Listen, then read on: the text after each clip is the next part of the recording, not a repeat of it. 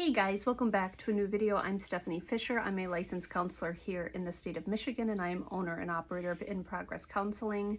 Now, I've used this word a few times over the last few weeks on the podcast, and it's something that I feel like I'm observing more and more. The intent is never to be reductionistic, but to point towards themes and patterns and highlight trends that seem to bear some commonalities, from person to person, or that can emerge over time. And one of the things that thematically seems to be showing itself quite a bit right now is how much our distress holds hands with confusion.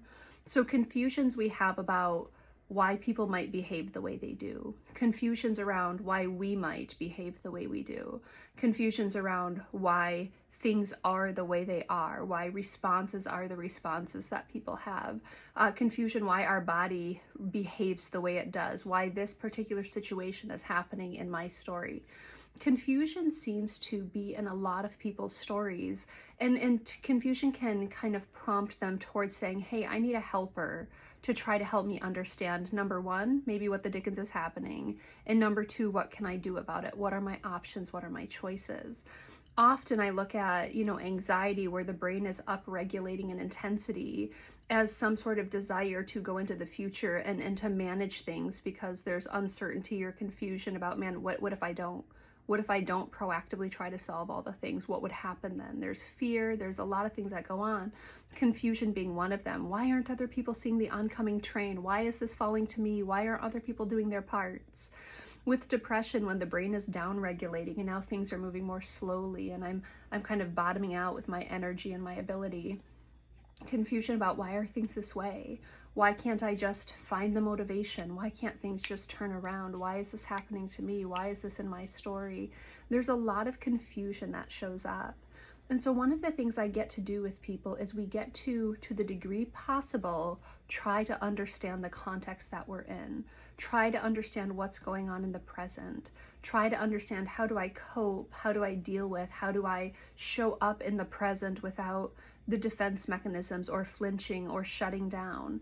How do I meet things where they are? How do I handle life where it's at without trying to rush through it or trying to resist it? The confusion piece is such a part of so many people's stories. And so the invitation today is to just ask yourself, what do I do when I get confused? What is my process for navigating things that I don't understand? My personal process is to ask questions, to seek clarification, to explore, to try to understand more, to try to understand processes and mechanisms and, what happens when A goes to B and what are the outcomes that are possible. It gets really confusing when I'm not allowed to ask questions, right? When something just is what it is. And so we have settings, we have patterns, we have preferences. What happens with you when you're confused about something? Where do you go? How do you respond? What might be some of the ways that you navigate, and maybe some defense mechanisms that show up, some coping strategies that emerge? It's an interesting thing to ponder as I'm sitting with a lot of people, and what we're able to do is we're able to make things as digestible as possible, but typically that's on the heels of being really, really confused about some things.